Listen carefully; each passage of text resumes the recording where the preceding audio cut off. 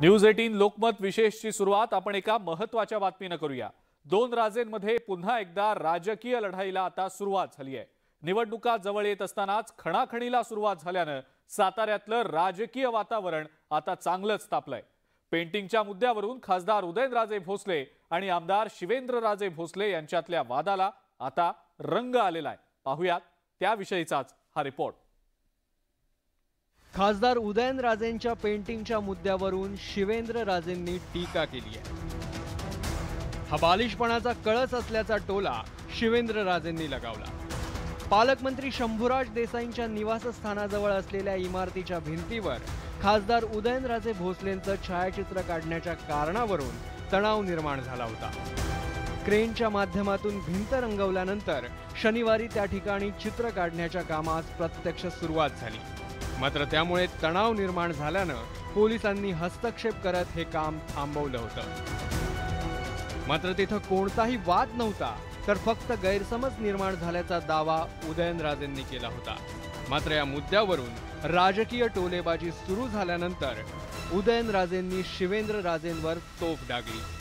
लोकांचं प्रेम आहे, लोक करतात आहे, याला काय मी तरी काय करणार मला सांगा। आज माझं कर्तव्य म्हणून तुम्ही सुद्धा म्हणजे संबंधित जे उद्गार करतात त्यांनी सुद्धा तेवढं लोकांची सेवा करावी।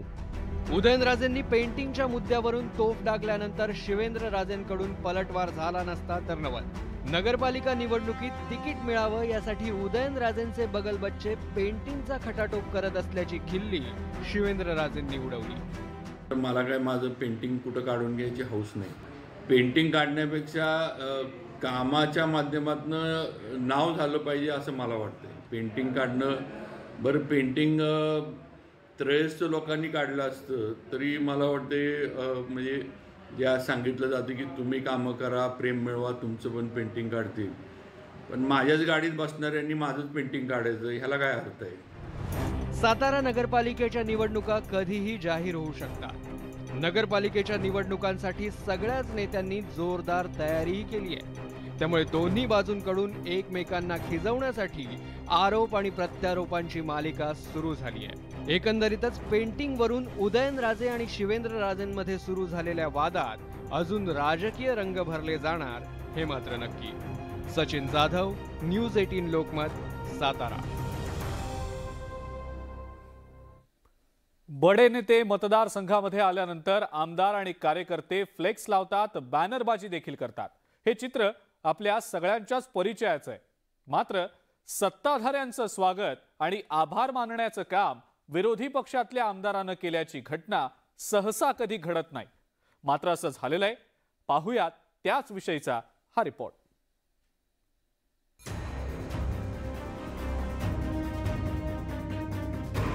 राष्ट्रवादी काँग्रेसचे आमदार रोहित पवार यांनी चक्क उपमुख्यमंत्री देवेंद्र फडणवीस यांच्या स्वागताचे फ्लेक्स लावलेत। उपमुख्यमंत्री देवेंद्र फडणवीस कर्जत जामखेडच्या दौऱ्यावर आहेत। या दौऱ्यात देवेंद्र फडणवीसांच्या हस्ते विकास कामांचं उद्घाटन करण्यात आलं। रोहित पवारांनी सकाळीच हे फ्लेक्स झळकावून उपमुख्यमंत्र्यांना शालजोडीतले टोले लगावले। मवियानं केलेल्या कामांचं उद्घाटन देवेंद्र फडणवीस करणार असल्यानं आभार मानत असल्याचा टोला रोहित पवारांनी लगावला। तिथं तर एक मोठा नेता माझ्या मतदारसंघामध्ये जेव्हा येतो त्यांचं स्वागत केलंच पाहिजे आणि त्याच्यात काही मागण्या मतदारसंघाच्या वतीने मी मांडल्या होत्या आणि प्रत्येक शब्द न शब्द आपण बघितलं तर तो खरा आहे। त्यामुळे त्यात चुकीचं कुठलीही गोष्ट नव्हती। महाविकास आघाडी सरकारनं मंजूर केलेल्या आणि बांधून पूर्ण झालेल्या पोलीस निवासस्थानाचं उद्घाटन केल्यामुळे पोलिसांची राहण्याची सोय झाल्याबद्दल रोहित पवारांनी आभार मानले होते। पवारांच्या आभारावर आणि स्वागताच्या फ्लेक्सवर उपमुख्यमंत्री देवेंद्र फडणवीसांनी खुमासदार प्रतिक्रिया दिली। ईश्वराची आणि गोदड महाराजांची कृपा बघा, मध्यंतरी सरकार बदललं पण काम पूर्ण नाही झालं। आम्ही उद्घाटनाला यावं अशी कामाची इच्छा होती आणि म्हणून आज पुन्हा एकदा विखे पाटील साहेब आणि रामभाऊ यांच्या सोबत या कामांचं उद्घाटन आपण केलं। फ्लेक्सवर माजी मंत्री राम शिंदेंवरही तोफ डागण्यात आली होती। आमदार लोकप्रतिनिधींच्या दुर्लक्षामुळे 20 वर्षांपासून मतदारसंघात विकासाचा अनुशेष निर्माण झाल्याचा उल्लेख करून राम शिंदेंवर अप्रत्यक्षपणे निशाणा साधण्यात आला। या टीकेला माजी मंत्री राम शिंदेंनीही जोरदार उत्तर दिलं। सत्तेत बदल झाल्यावर विकास कामांचं उद्घाटन होताना नेहमीच सत्ताधारी आणि विरोधकांमध्ये श्रेयावरून लढाई होत असते। इथंही त्याचीच पुनरावृत्ती झाली। मात्र उपमुख्यमंत्री देवेंद्र फडणवीसांच्या कर्जत जामखेड दौऱ्यात रोहित पवारांच्या फ्लेक्समुळे चांगलीच रंगत आली, हेही तितकंच खरं। Bureau report, news 18 Lokmat.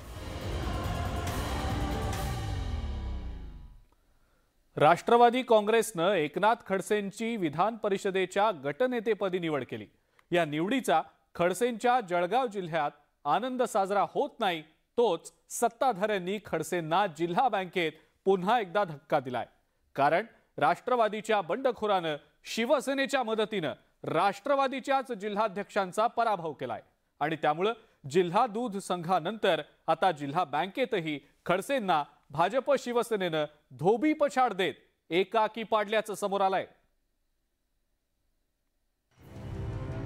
विधान परिषदेत मिळवलं, जिल्हा बँकेत गमावलं।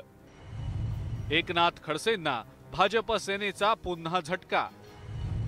जिल्हा बँकेत राष्ट्रवादीच्या जिल्हाध्यक्षांचा पराभव। अध्यक्षपदी बंडखोर, महाविकास आघाडीला दणका। आता तर तुम्ही आज नेते घोषित झालात, त्यामुळे आता जास्त लक्ष ठेवावं लागेल आणि तुम्हाला गिरीश भाऊ आणि आपले गुलाबराव यांनी त्रास देऊ नये म्हणून मी लक्ष ठेवतो। शुक्रवारी देवेंद्र फडणवीसांनी विधान भवनात एकनाथ खडसेंना दिलेला हा इशारा। फडणवीसांनी लक्ष दिल्याचं सांगितलं आणि त्याच्या दुसऱ्याच दिवशी जळगाव जिल्हा बँकेत खडसेंना धक्का बसलाय। शिवसेना आणि भाजपच्या खेळीनं खडसेंचे समर्थक आणि राष्ट्रवादीचे जिल्हाध्यक्ष रवींद्र पाटलांचा पराभव झाला। विशेष म्हणजे राष्ट्रवादीचेच बंडखोर संजय पवारांनी शिवसेनेच्या मदतीनं रवींद्र पाटलांना अस्मान दाखवलं। नामदार गिरीशजी महाजन, या जिल्ह्याचे पालकमंत्री नामदार गुलाबरावजी पाटील, या जिल्ह्याचे ज्येष्ठ संचालक आमदार चिमणराव आबा, आमदार किशोरप्पा पाटील, आमदार संजयजी सावकरे, या सगळ्यांनी मला जे सहकार्य केलं, जो न्याय दिला, या जिल्हा बँकेला खरा न्याय 20 वर्षानंतर आता मला मिळालेला आहे। खरं तर जळगाव जिल्हा बँकेत महाविकास आघाडीची सत्ता होती, ज्यात राष्ट्रवादी काँग्रेसचे 10, काँग्रेसचे 3, ठाकरे गटाचे 2, शिंदे गटाचे 5 आणि भाजपचा 1 अशी सदस्य संख्या होती। महाविकास आघाडीकडे 15 सदस्यांचं संख्याबळ असल्यानं राष्ट्रवादीचे रवींद्र पाटील बिनविरोध विजयी होतील असं वाटत होतं।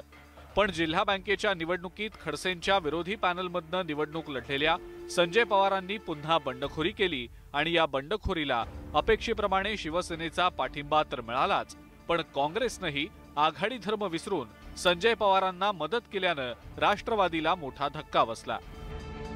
ज्यांच्यासाठी आम्ही परिश्रम केले, ज्यांच्यासाठी निवडणुकीसाठी आम्ही राहिलो, ते आमच्या सोबत राहिले नाही। वस्तुस्थिती आहे आणि ही वस्तुस्थिती आहे की या सर्वांना एकत्र ठेवण्यामध्ये मला यश आलं नाही। आमच्यातच गद्दारी झाली, त्यामुळे आमचा नाईलाज झाला। सत्ताधारी भाजप आणि शिवसेनेनं या निकालानंतर पुन्हा एकदा खडसेंना डिवचलेला आहे। सत्ता हे साधन आहे, सत्ता हे दादागिरी करण्याकरता नाही आहे, सत्ता हे जनतेकरता आहे। तुम्ही जे आजपर्यंत राबवलं ना, ते स्वतःची प्रॉपर्टी म्हणून राबवत आहेत, आम्ही ना जनता म्हणून राबवतोय। खडसेंचा जो गैरसमज होता की माझ्यामुळे हा जिल्हा आहे, माझ्यामुळे सगळं कोऑपरेटिव्ह आहे, सहकार आहे, बँकेमध्ये मी, दूध संघामध्ये मी, विधानसभेमध्ये मी, जळगाव जिल्ह्यामध्ये मी, मला वाटतं त्यांचा अहमपणा हा मला वाटतं जास्त झालेला होता आणि आज तो उतरलेला आहे।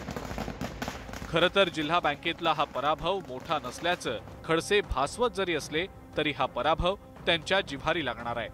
कारण विधान परिषदेच्या गटनेतेपदी निवड झाल्याच्या दुसऱ्याच दिवशी झालेल्या पराभवानं खडसेंच्या गटनेतेपदाच्या आनंदावरही विरजण टाकलंय आणि त्यामुळे आता या पराभवाचे पडसाद अधिवेशनातही उमटण्याची शक्यता आहे। भुसावळहून इम्तियाज अहमद आणि जळगावहून नितीन नांदुरकरसह ब्युरो रिपोर्ट, न्यूज 18 लोकमत. नामांतरानंतर छत्रपती संभाजीनगरमध्ये वेगवेगळी आंदोलनं सुरू झालेली आहेत. त्याचा परिणाम उद्योग आणि पर्यटनावर होण्याची भीती व्यक्त केली जाते. परिणामी उद्योजकांनी मुख्यमंत्र्यांना निवेदन पाठवलंय, तर विकासाचा मुद्दा मांडणाऱ्यांनी नामांतराच्या बाजूने किंवा विरोधात भूमिका घ्यावी असं आवाहन खासदार इम्तियाज जलील यांनी केलंय. उपमुख्यमंत्री देवेंद्र फडणवीस यांनी या मुद्द्याची अत्यंत गांभीर्याने दखल घेतली आहे.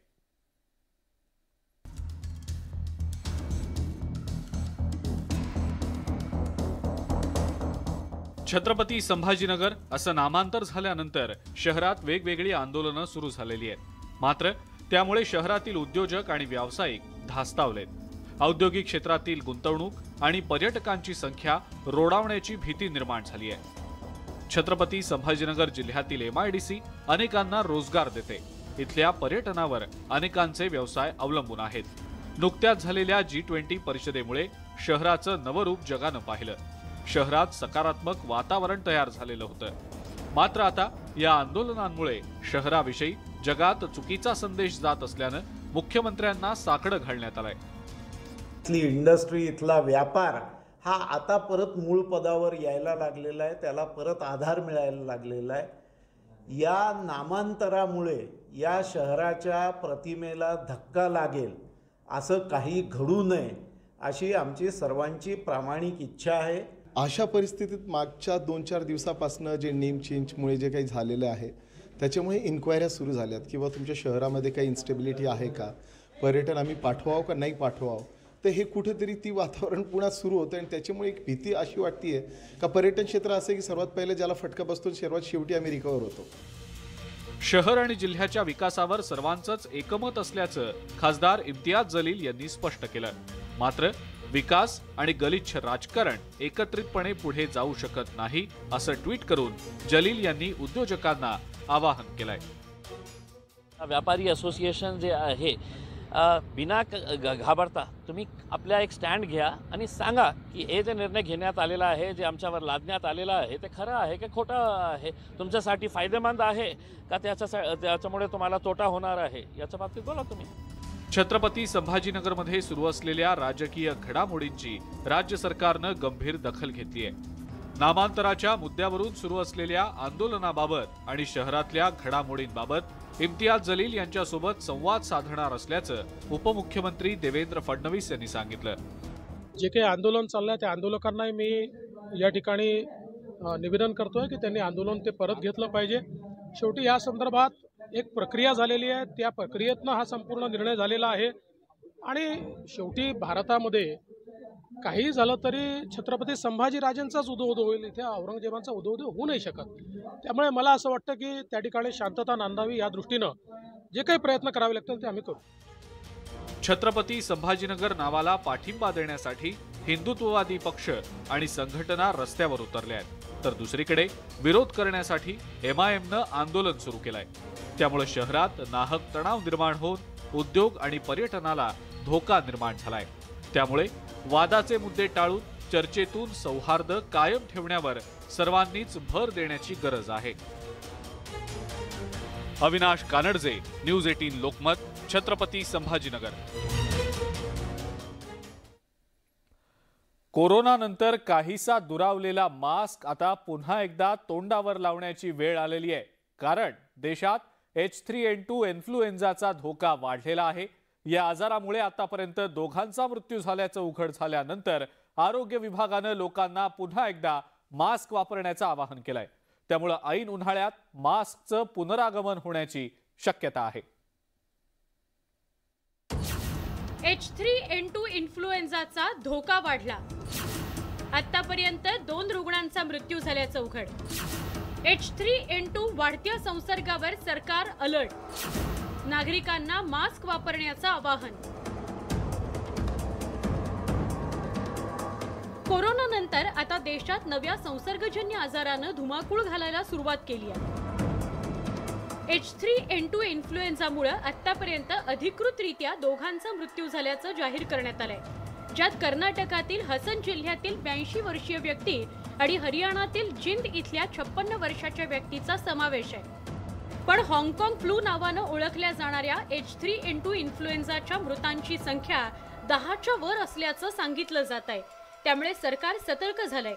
आरोग्य विभागासह नीती आयोगानं या संदर्भात तातडीची बैठक घेत गर्दीच्या ठिकाणी मास्क वापरण्याचं आवाहन केलंय.